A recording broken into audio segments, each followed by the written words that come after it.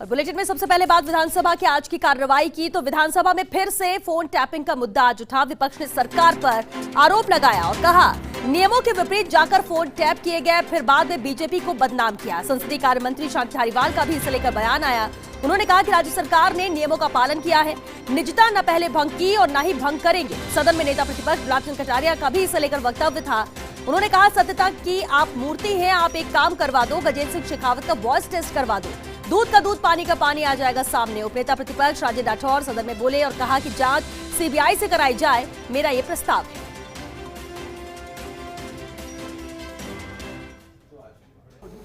कि आपके तीनों बड़े अधिकारियों ने कहा कि कोई फोन टैपिंग नहीं हुआ, तो ये मुकदमा जो आपने दर्ज कराया और जो पैन कार्ड आपने सुपुर्द किया, वो पैन कार्ड क्या था और वो पैन कार्ड के अंदर वर्षन कहां से आया, इसके बारे में जब तक नहीं हो और अगर वास्तव में ये केस सही है तो आज आपने इसको इतने महीने तक धूले में डाल करके इसके ऊपर मट्टी क्यों डाली? अगर सच्चाई है तो सामने आने दो ना, घबराने की जरूरत क्या है? मैं सोचता हूं केवल एक स्टंट करने के लिए और बीजेपी को बदनाम करने के लिए, मैं सोचता हूं कि अगर आप में वास्तव में सच्चाई है तो निश्चित रूप से आप इसके खिलाफ कार्रवाई करो ना, और अगर नहीं है तो उन्होंने भी नियम विरुद्ध फोन टैपिंग कराई है, उनके विरुद्ध कार्रवाई होनी चाहिए। दोनों में से एक निर्णय निश्चित हो।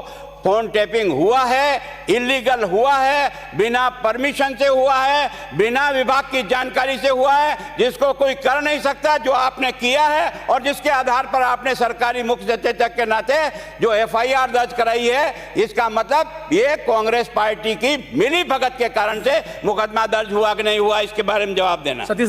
इंडियन टेलीग्राफ एक्ट 1985 के अंतर्गत भारत सरकार एवं राज्य सरकार को टेलीफोन इंटरसेप्शन करने के लिए अधिकृत किया गया है और ये इंटरसेप्शन लोक व्यवस्था के लिए, राष्ट्र और राज्य की सुरक्षा के लिए और अपराध घटित न हो उनको रोकने के लिए विधि द्वारा विधित उद्देश्यों की पूर्ति के लिए राजस्थान पुलिस की इकाइयों के द्वारा विधिक इंटरसेप्शन किए जाते हैं।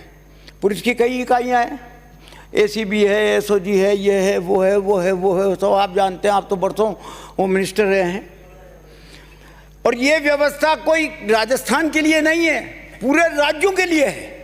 पूरे राज्यों को ये अधिकार इस एक्ट के तहत में केंद्र सरकार के द्वारा दिया गया है।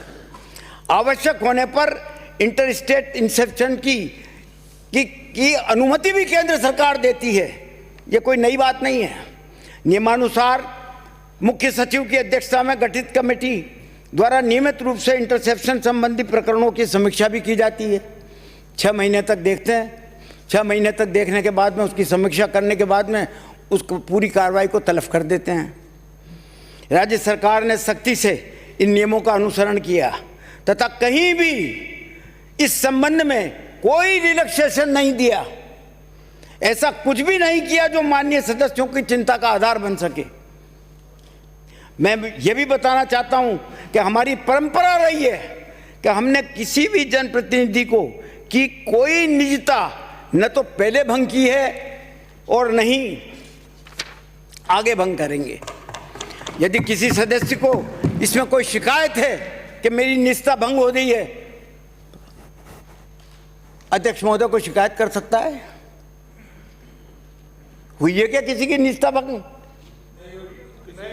तो रुको मत, फिर फटाफट दो दरखास्त। मैं सदन की जानकारी में लाना चाहता हूं कि एसओजी के द्वारा दिनांक 17/7/20 को लोकतांत्रिक रूप से चुनी हुई सरकार को धनबल से गिराने के मुकदमे दर्ज किए गए। मुकदमों को बाद में एसीबी को ट्रांसफर कर दिया गया। इस एफआईआर में एक व्यक्ति गजेंद्र सिंह का नाम भी आया, जो संजय जैन से सरकार गिराने का षड्यंत्र कर रहे हैं। ये गजेंद्र सिंह कौन है? क्यों नहीं जांच में सहयोग करते जिससे कि सच्चाई सामने आ सके? अध्यक्ष महोदय, बात बहुत साफ है, इंटरसेप्शन करने का अधिकार एसओजी को है, लेकिन कब है? जब वो होम सेक्रेटरी से जो है इजाज़त ले ले।